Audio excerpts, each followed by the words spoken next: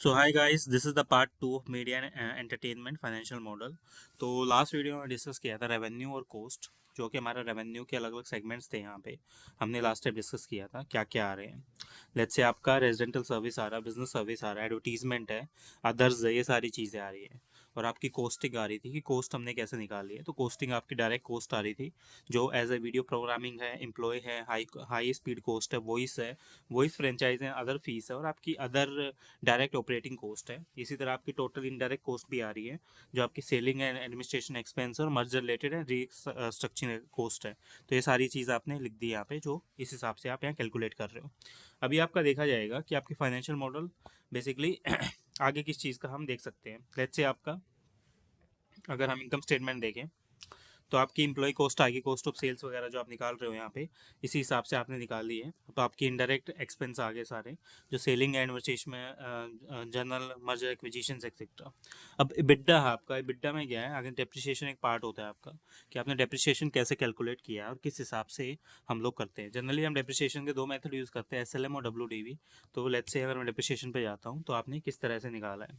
सो आपके net sales आई हुई है, और आपका ये टोटल कैपिटल एक्सपेंडिचर आया, जो आप इस साल करने वाले हो। आपने प्लान किया है कि आप कैपिटल एक्सपेंडिचर करोगे ईयर ऑन ईयर, इस चीज़ को शो करने के लिए कि बॉस मेरा पैसा कितना लगेगा आने वाले टाइम में। और आपका कैपिटल एक्सपेंडिचर परसेंटेज कितना नेट सेल का, जो कि 16% है आपका, कि आप ये मान रहे हो कि 16% मेरा कैपेक्स होगा एक काम को करने के लिए।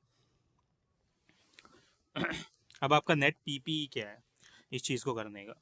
तो बॉस देखो, नेट पीपीई आपने लिखा कि नेट पीपी कितना आ रहा है, एंड अपार्ट फ्रॉम दैट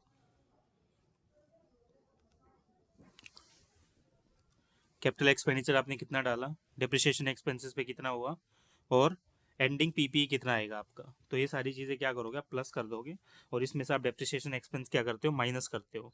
तो तभी आपका पीपीई आएगा यहाँ पे।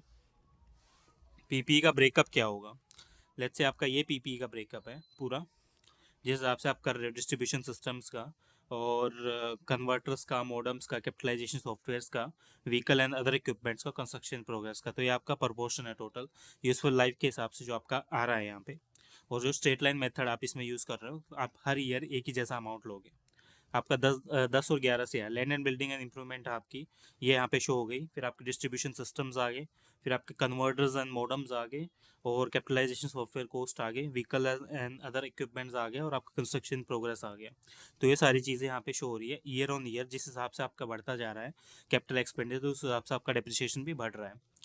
तो सॉरी, ये आपका आ गया डेप्रिसिएशन, होता है आपका कैपेक्स। तो आपका डेप्रिसिएशन ये आपका ईयर ऑन ईयर लग रहा है।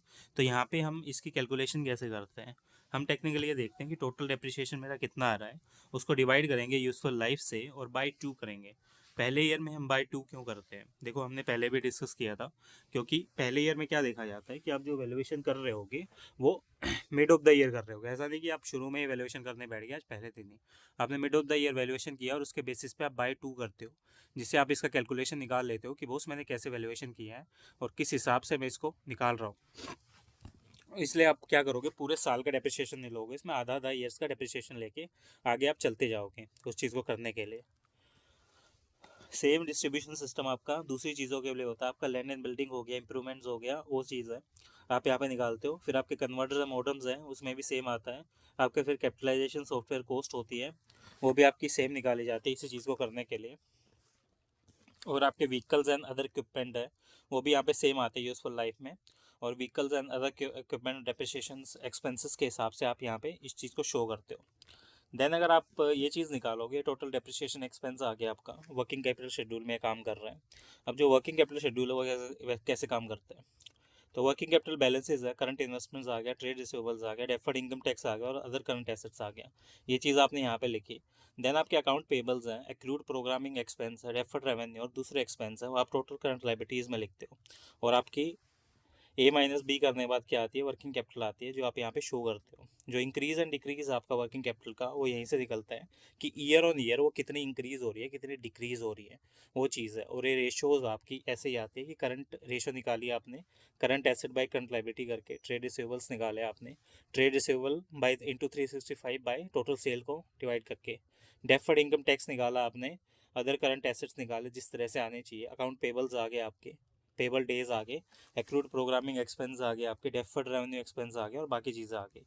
तो ये ऐसे निकलता है वर्किंग कैपिटल मैनेजमेंट। बाकी वीडियोस में डिस्कस करेंगे कैसे आगे मॉडल को ड्राइव करते हैं और वैल्यूएशंस कैसे होता है। मिलते हैं नेक्स्ट वीडियो में, सब्सक्राइब कर लो फॉर द मोर कंटेंट।